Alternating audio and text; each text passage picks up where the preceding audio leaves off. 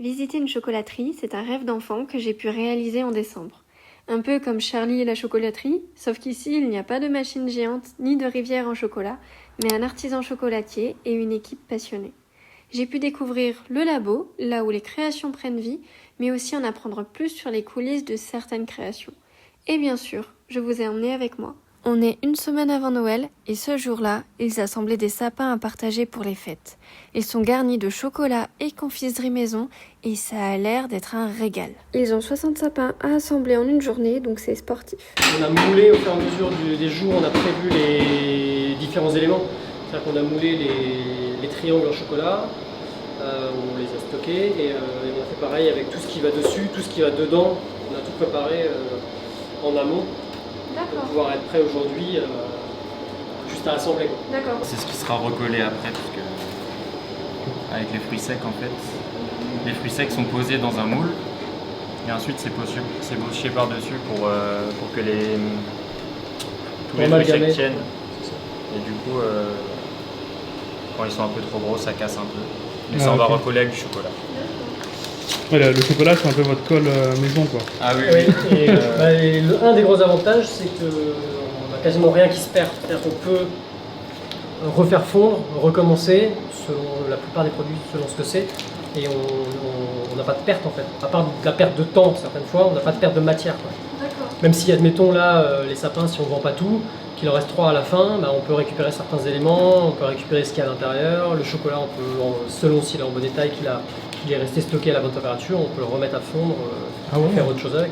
Ah, c'est intéressant pour refondre le chocolat. Ah oui, Ouais. okay. Oui, alors que en cuisine, en pâtisserie, un gâteau, s'il n'est pas vendu ou s'il est abîmé, on ne peut pas tout remélanger, recommencer, ça ne marche pas. Sur chaque sapin, il y a des mendiants qui sont collés tout autour du sapin, mais aussi des carrés de pralinés. Ils m'ont aussi expliqué comment ils fabriquent leurs pralinés. Donc on part de noisettes d'Italie, qu'on fait griller, on fait un caramel, on mélange les deux, on le broie ensemble. Donc ça fait cette espèce de pâte, mais qui est assez liquide parce que la noisette c'est gras. L'amande, on peut faire pareil avec de l'amande, mais c'est plus sec. Et après à ça, on va ajouter du chocolat, et ça va faire notre base de praliné. On peut soit pocher, comme là, ou alors étaler à plat, et ça fait ensuite en les découpant les petits bonbons de chocolat. Nous on achète les fruits secs et on fait nous-mêmes notre pâte de praliné. On fait notre pâte de praliné, on fait notre pâte d'amande, on fait notre nougat, nos pâtes de fruits. Ça prend du temps à faire les pâtes comme ça? Un peu parce que quand on en fait pour à peu près un trimestre. Donc on en fait pendant plusieurs jours. Après, ça se stocke, on les garde dans la chambre froide. J'ai d'ailleurs appris que l'organisation en cuisine et en chocolaterie est totalement différente. Les dates de péremption sont beaucoup plus courtes. Donc là, ils sont obligés de refaire beaucoup plus vite pas mal de choses, de faire ce qu'on appelle de la mise en place, c'est-à-dire de préparer en avance des choses prêtes à l'emploi. Alors que nous, on peut quand même étaler un peu plus sur le temps. On a des produits aussi qui ont une durée de vie assez longue, par exemple des tablettes de chocolat. C'est rare qu'à Noël on fabrique des tablettes de chocolat, on les fabrique un peu en septembre, octobre, novembre, quand on a un creux aussi en termes de vente, c'est plus calme, donc on peut se permettre de faire du stock sur ces produits-là. Et du coup, le chocolat, ça peut se conserver 1 an Alors, le chocolat brut, oui. Ok. Chocolat noir, tout simple, une tablette par exemple de chocolat noir, oui. Encore une fois, dans les bonnes conditions, c'est-à-dire frais et sec, on va dire entre 15 et 18 degrés. Par contre, la pâte de praliné qu'on a vu avant, ou encore pire, ce qu'on appelle les ganaches, donc c'est une émulsion de la crème et du chocolat. Ça, on est plus sur quelques semaines. C'est quoi ce qu'il y a sur le sapin du coup? Parce Donc, qu'il y a plein de choix là, différents. C'est des amandes, on appelle ça des amandes en bâtonnets. C'est juste qu'ils sont coupés dans ce format-là. Des myrtilles séchées. Celui-ci, il y a aussi des myrtilles séchées, mais il y a de l'abricot moelleux et des pistaches. À l'intérieur, c'est du praliné, dans les triangles. Et enrobé de chocolat, et après il y a des graines de courge et des éclats de cacao grillés. Dans le sapin, il y a des caramels mous, du nougat fait maison, des guimauves et des petits rochers amandes. L'étoile, c'est du chocolat au lait. Je lui ai aussi demandé d'où lui est venue l'idée de faire du chocolat. Pour ma part, c'est venu très jeune, peut-être 12-13 ans, dans un salon artisanal. Il y avait un chocolatier qui faisait, en période de Pâques, qui faisait des œufs, des choses comme ça, devant le public. Et je suis resté scotché devant ce truc-là et j'ai dit c'est ça que je veux faire.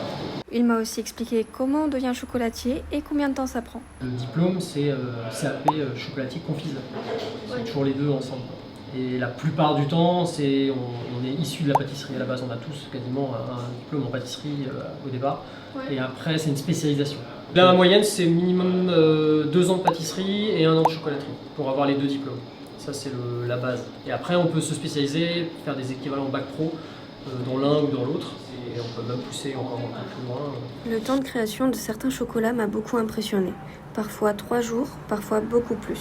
Là, il y a 3 jours entre le début où on va par exemple faire la ganache, c'est-à-dire la recette, mettre tous les ingrédients ensemble et donc faire la préparation, l'étaler, ça c'est le premier jour. Le deuxième jour, on va les couper en carré, en rectangle. Le troisième jour, on va les enrober de chocolat. On ne pourrait pas accélérer non plus parce qu'il y a des temps de séchage à respecter. Les tablettes, ça vous prend combien de temps? Ça va un peu plus vite. Entre le départ, c'est un moulé en chocolat, mettre la garniture à l'intérieur et le coller, on va dire. C'est une étape qui va se faire sur 2 jours, mais qui va prendre 1 heure ou 2 par jour. Pour les lutins fourrés, ils utilisent des moules. Donc on a moulé en chocolat, là c'est du chocolat au lait, on a mis la guimauve ce matin et donc là on va la laisser un peu croûter, sécher jusqu'à demain. On va combler avec du praliné et après on va pouvoir les assembler parce qu'en fait, je ne peux pas trop le retourner mais il y a les faces avant et les faces arrière. Ah oui, je vois, d'accord. Et je me demandais d'où vient le chocolat avec lequel ils travaillent. Je reprécise à chaque fois que nous on fabrique pas le chocolat, c'est-à-dire que c'est l'analogie que je fais, c'est qu'on est un peu comme les boulangers, il n'y a pas beaucoup de boulangers qui fabriquent sa farine.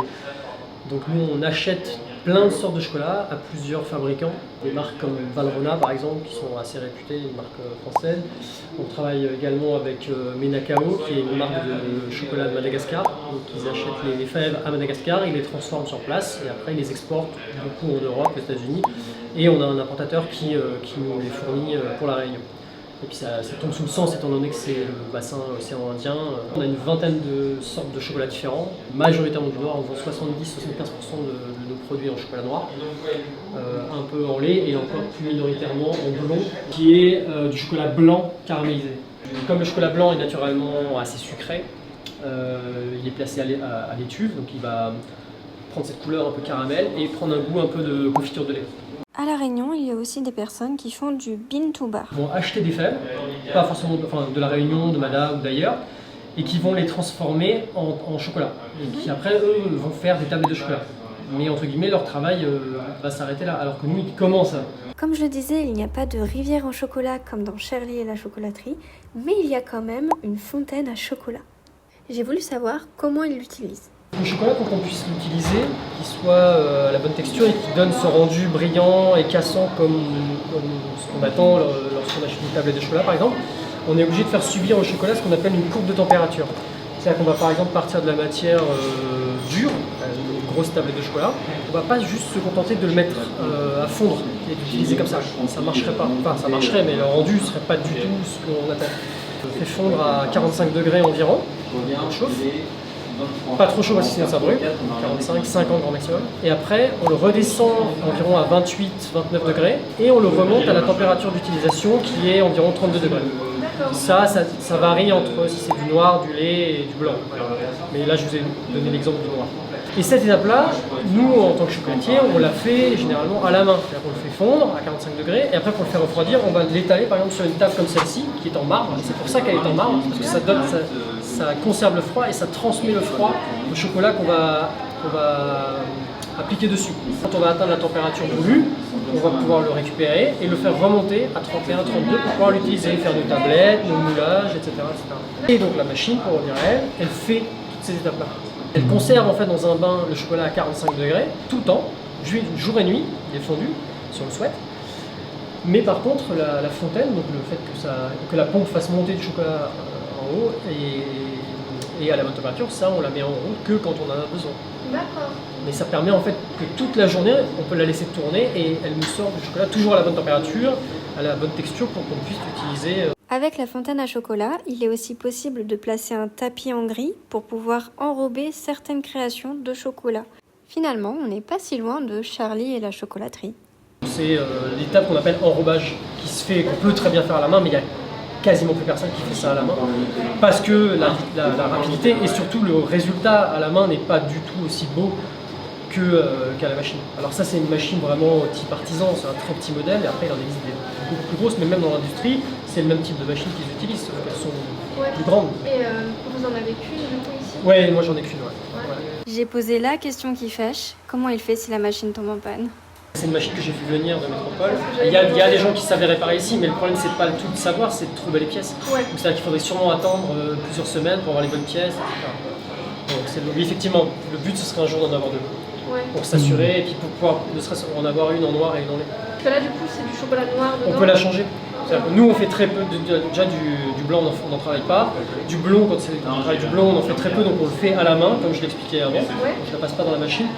Par contre, j'intervertis assez régulièrement du noir et du lait. Donc, on va dire à peu près une fois par semaine, j'enlève tout le chocolat noir et je mets du chocolat au lait à la place. Et du coup, je change juste les températures, les réglages de température. On utilise, c'est assez spécifique. Il y a beaucoup de choses que je suis obligé de faire venir. Le fruit sec, par exemple, je l'ai fait venir. J'ai un fournisseur en métropole, mais qui lui s'approvisionne un peu partout. Donc, pour les noisettes en Italie, pour les amandes en Espagne, les pistaches en Italie également, les noix de pécan aux États-Unis. Et du coup, la complexité pour moi en étant loin, c'est qu'il faut être très en amont, il faut anticiper les volumes. On discute avec des confrères qui sont en métropole. À eux, ils passent commande par exemple une palette de fruits secs chez le même fournisseur que moi qui est basé dans le sud de la France. Ils passent commande le lundi, avant la fin de la semaine, ils sont livrés. Ouais. Moi, je commande en septembre et avec un peu de chance, je les ai en novembre. Damien Cap a créé sa chocolaterie il y a 7 ans. Elle se situe à La Réunion, en centre-ville du Tampon. Il y a un choix varié de chocolat et des créations pour tous les goûts. Ici, c'était un garage. D'accord. Il n'y avait pas d'ouverture, j'ai fait faire une ouverture pour pouvoir communiquer avec la piste d'à côté, parce que sinon, tu es obligé de faire le tour, de passer par l'extérieur.